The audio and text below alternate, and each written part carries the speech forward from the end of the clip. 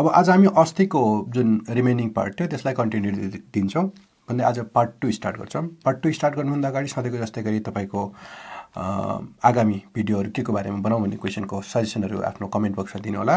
जस्तै पान्जीको और पार्टिकलको के को बनाउने हो त्यसबारेमा आफ्नो सजेसनहरू कमेन्ट बक्समा दिनुहोला भन्दै हामी स्टार्ट गरौँ पार्ट 2।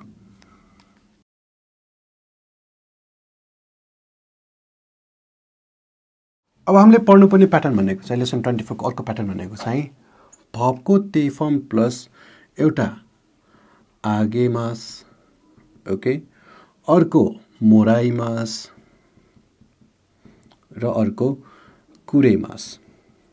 यो तीनवटा भर्ब कुरे मास भन्ने अघि योभन्दा अगाडि हामीले पढेको छौँ। आगे मास भनेर र मोराई मास भनेर लेसन 7 मा पढिसकेको भर्बहरूको मिनिङ छ। यसमा हेर्नु होला, आगे मास भनेको दिन्छु, मोराई मास भनेको पाउँछु। यसमा चाहिँ भर्बको ते फर्म लगाएर छुट्टा छुट्टै सेन्टेन्स प्याटर्नहरू छन्। यो प्याटर्न अलिकति कन्फ्युजिङ हुन्छ। भर्बको ते फर्म प्लस आगे मास र भर्बको ते फर्म प्लस कुरे मास त अलिकति सजिलो भइहाल्यो। भर्बको ते फर्म प्लस मोराई मास भनेको चाहिँ अलिकति नेपाली भाषामा सामान्य रूपमा प्रयोग गरिने भाषा चाहिँ छैन। जस्तै यो कस्तो खाले हो भने अहिले हामी लेसन 24 मा छौँ, राइट? लेसन 24 मा छौँ, 25 पनि पढ्छौँ बिस्तारै। त्यस पछाडि कहाँ हुन्छ 26, 27, 28 गर्दै जान्छौँ। तर यसमा तपाईँले बुझिदिनुपर्ने कुरा के हो भने लेसन 25 सम्म मात्र N5 लेभल हो। लेसन 26 पछाडि चाहिँ N4 लेभल हुन्छ, जुन अप टु 50 लेसनसम्म हुन्छ। अहिले यसलाई पुलको रूपमा भन्नुहोस्। लेसन 24 र लेसन 25 चाहिँ 26, 27, 28 N4 को तयारी कक्षाहरू जस्तो हो। ओके, सो यो पुलबाट यता पुलमा हाम पुर्याउनको लागि हैन अलिकति गाह्रो त हुन्छ। N5 र N4 अलिकति लेभल अप भइहाल्छ अभियसली। अब यसमा चाहिँ मैले भन्नु खोजेको कुरा के हो भने N5 लेभलको यो यति बेला 25 लेसन भनेको भन्नुको चाहिँ 25 बाट पढ्नुपर्ने अब आउने लेसनहरूको लागि अलिकति तयारी गरिने क्लासको रूपमा लिन सकिन्छ, तयारी गराउने लेसनको रूपमा लिन सकिन्छ। त्यही भएर यसलाई मैले पुलको उदाहरण दिइरहेको छु। अब म यस पछाडि लेसन 25 पछाडि त अभियसली तपाईँको भोटिङ अनुसार खान्जी और पार्टिकलको त्यो भिडियो त अवश्य बनाउँदै जान्छु। साथसाथै त्यो सके पछाडि लेसन 26 बाट N4 लेभलको कोर्सहरूलाई पनि कन्टिन्यू दिन्छु नै।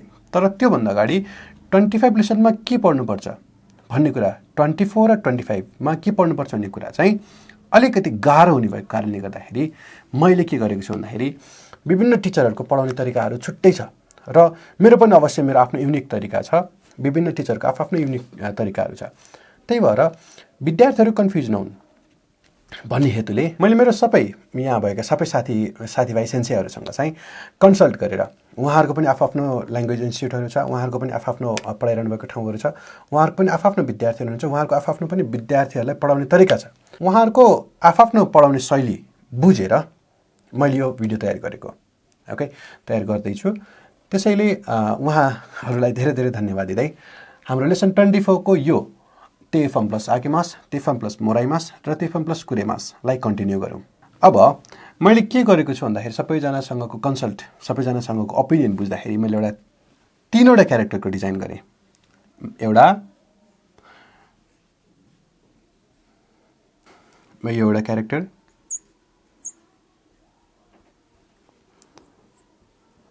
एउटा क्यारेक्टर र एउटा क्यारेक्टर। ओके, यसमा सिनारियो कस्तो छ भने यो भन्ने क्यारेक्टर मानिलियौँ रमा। ओके, रमा भन्ने मान्छे हो। यो भन्ने क्यारेक्टर मानिलियौँ कविता। यिनीहरू 3वटा क्यारेक्टरको सिनारियो मैले यता लिएँ। लिने क्रममा बबिन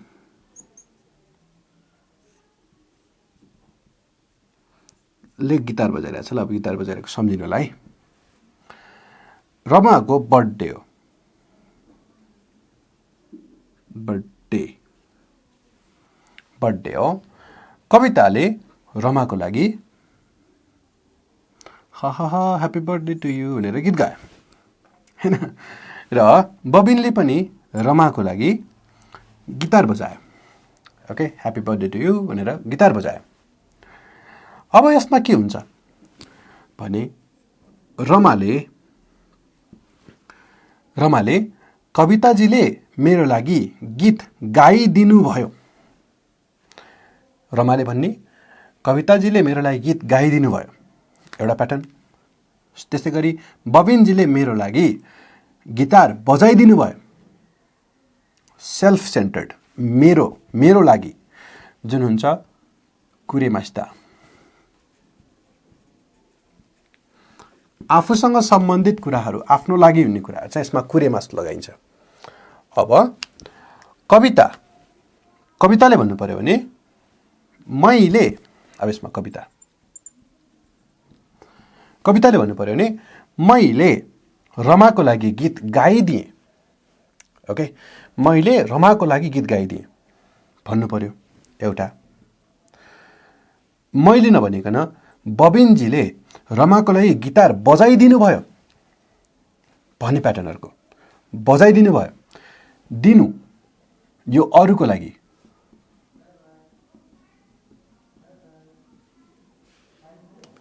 अब यसमा के भन्नु थियो, कविताले भन्नु पर्यो भने चाहिँ मैले रमाको लागि गीत गाइदिएँ, हैन।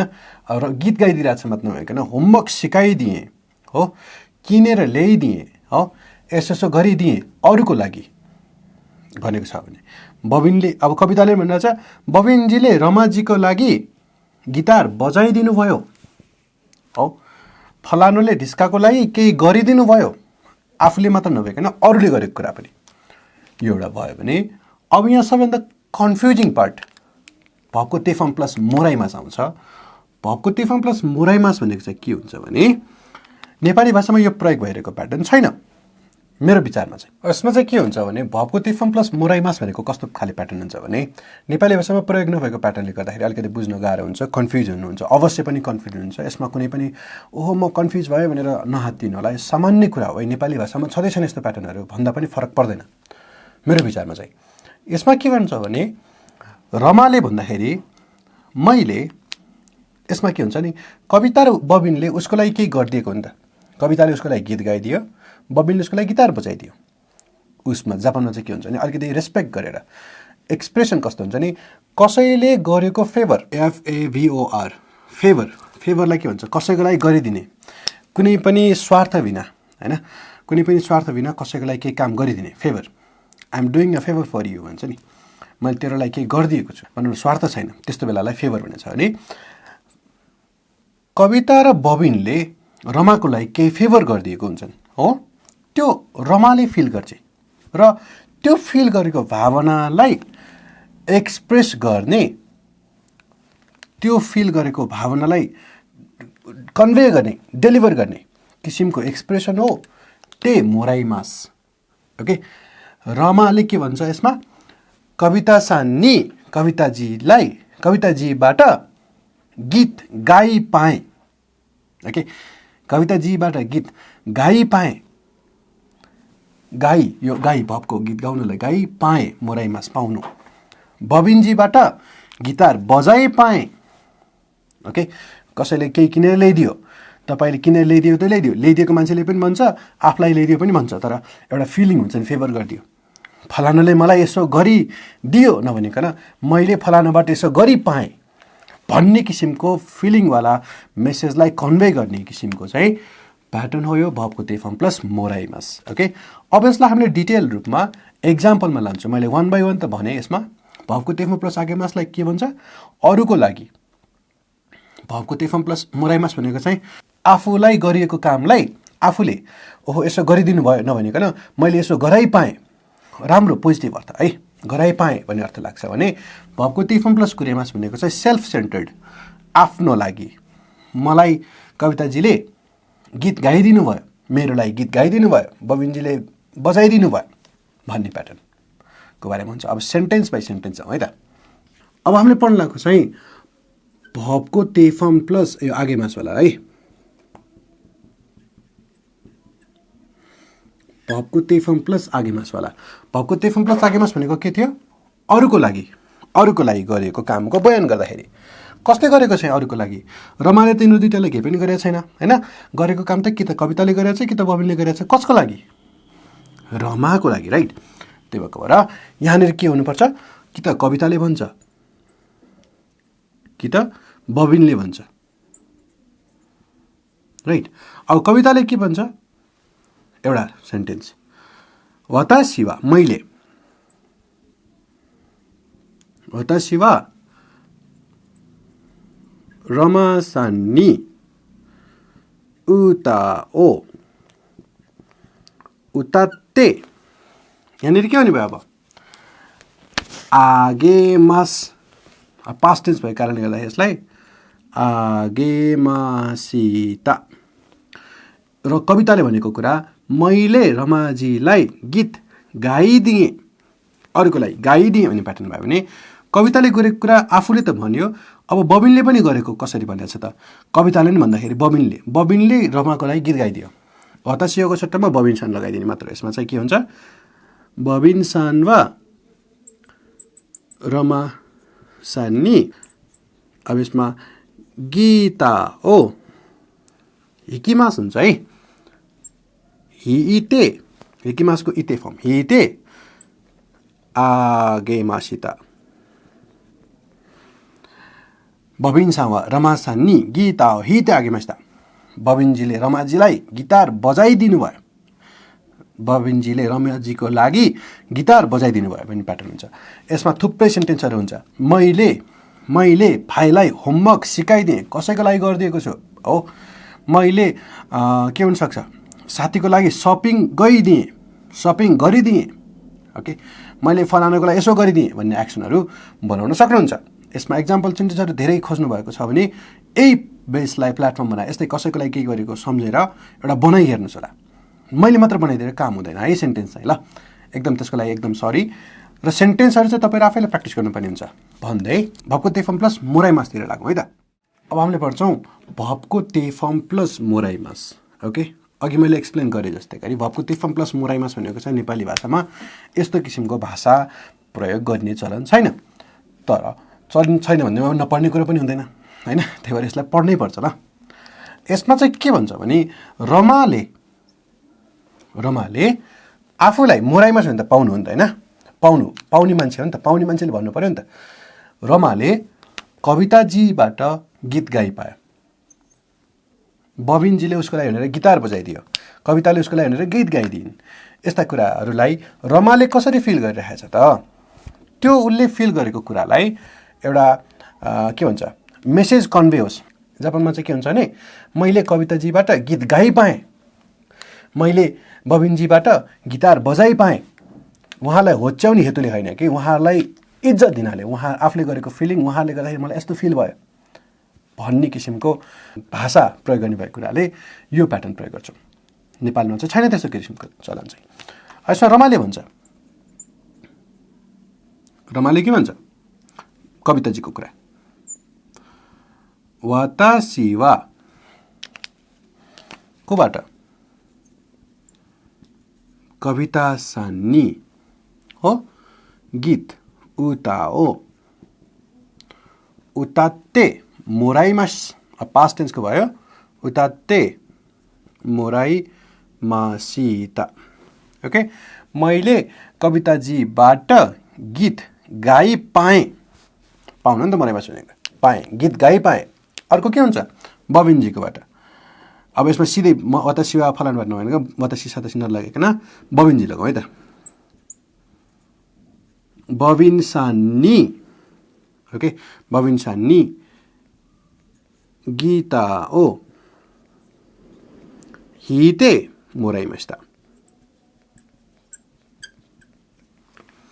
बबिनजीबाट गिटार बजाइ पाएँ यस्ता कुराहरू कसैले तपाईँलाई होमवर्क तपाईँले कसैलाई सिकाइदिनु भएको छ तर जसले सिकाइदिएको छ नि जसले सिकाइदिएन जसलाई सिकाएको छ नि त्यो सिकेको व्यक्तिले चाहिँ एउटा फिल गर्नु पर्यो मलाई यसले सिकाइदिनु भयो ओके त्यो सिकाइदिनु भयो नभनिकन मैले फलानाबाट होमवर्क सिकाइ पाएँ फलानाजीले मलाई होमवर्क सिकाइदिनु भयो भन्नेलाई अलिकति घुमाउरो तरिकाले भने चलन छ त्यसलाई यसरी एक्सप्रेस गर्न सकिन्छ अब हामी अर्को भबको ते फर्म प्लस कुरे मासतिर लाग्छौँ सो अब अन्त्यतिर आइपुग्यौँ लेसन 24 को लेसन 24 को अन्त्यमा चाहिँ हामीले भबको ते फर्म प्लस कुरे मासको बारेमा पढ्छौँ है त अब भबको ते फर्म प्लस कुरे मास यो कुनै ठुलो कुरो भएन कुरे मास भनेको के हुने भयो त आफू अथवा आफ्नो परिवारलाई कसैले दिएको छ आगेमास्ता भन्ने शब्द प्रयोग गरेको छ कसैले दिएको छ केही सामान दिएको छ भने आफूले पाएको रिसिभर यदि स्पिकर अथवा स्पिकरको फ्यामिली छ भने त्यति बेला आगेमासको सट्टामा कुरेमासको प्रयोग गर्नु पर्ने हुन्छ भन्नाले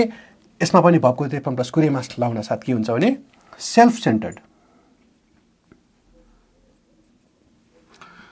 आफूसँग सम्बन्धित आफ्नो लागि गरिदिएको कुराहरू हुन्छ भनेपछि यहाँ कसले भन्नु पर्यो त रमा और कविता और बबिन मध्ये यो तीनजना मध्ये कसले भन्नु पर्यो यस रमाले नि त हैन ओके रमाले के भन्नु पर्यो त मेरो लागि भन्नु पर्यो के यसमा कसैको लागि गरिदिएको छ भने गीत गाइदिएको कसको लागि हो कविताले कसैको लागि केही गरिदिएको नि त कवितालाई कसैले केही गरिदिएको छैन बबिनले पनि कसैलाई केही गरिदिएको नि त बबिनलाई पनि कसैले त केही गरिदिएको छैन हो यहाँ गरिपाएको त कसले हो यहाँ त हिरो भनेको त हिरोइन भनेको त मेन क्यारेक्टर त रमा हो नि त रमा भएको कारणले गर्दाखेरि रमाले भन्ने कुरा हो सेल्फ सेन्टर्ड भएपछि रमाले भन्ने कुरा हो रमाले के भन्छ मैले कविताजीबाट गीत गाइ पाएँ यसो भयो आगेमास भने चाहिँ अरूको लागि गरिदिएको छ अरूको लागि भने रमाले होइन यसमा चाहिँ कविताले भन्छ मैले रमाको लागि गीत गाइदिएँ भयो अरूको लागि बबिनले पनि भन्छ मैले रमाको लागि गिटार बजाइदिएँ भयो अब यसमा चाहिँ कुरेमास भनेको चाहिँ के हुन्छ भने आफूले आफ्नो लागि रमाको लागि कसैले के गरिदिएको छ भनेर स्पिकर पनि रमा हुनु पर्यो रमाको लागि कसैले के गरिदिएको छ भने त्यो सेन्टेन्स प्याटर्न चाहिँ हामीले भर्बको ते form plus कुरेमासमा लगाउँछौँ सेन्टेन्समा जाँदाखेरि कविताजीले मलाई गीत गाइदिनु भयो मेरो लागि गीत गाइदिनु भयो भन्ने प्याटर्न कविता सान्वा यो वातासिनी नलगाए पनि हुन्छ है वातासिनी उताओ उताते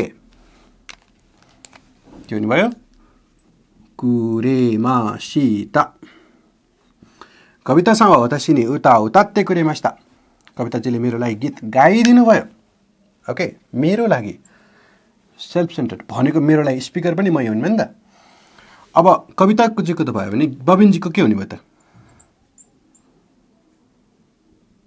बबिन सान्वा यसमा पनि वातासिनी नलगाउँ है वातासिनी लगाए पनि हुन्छ नलगाए पनि हुन्छ आफ्नै कुरा बबिन सान्वा वातासिनी गीताओ हिते कुरेमास्ता बबिनसँग वातासिनी गीता हिते कुरेमास्ता बबिनजीले मेरो लागि गिटार बजाइदिनु भयो कविताजीले मेरो लागि गीत गाइदिनु भयो हैन दाइले मेरो लागि के ल्याइदिनु भयो सर्ट ल्याइदिनु भयो भाइले मेरो लागि टाई किनिदियो ओके मेरो लागि भन्ने प्याटर्न हुने भयो भने यदि यसमा कुनै पनि कुराको कन्फ्युजन भएको छ भने प्लिज यो भिडियोलाई अगाडिबाट हेर्नु होला म यति कुरा ग्यारेन्टी दिन्छु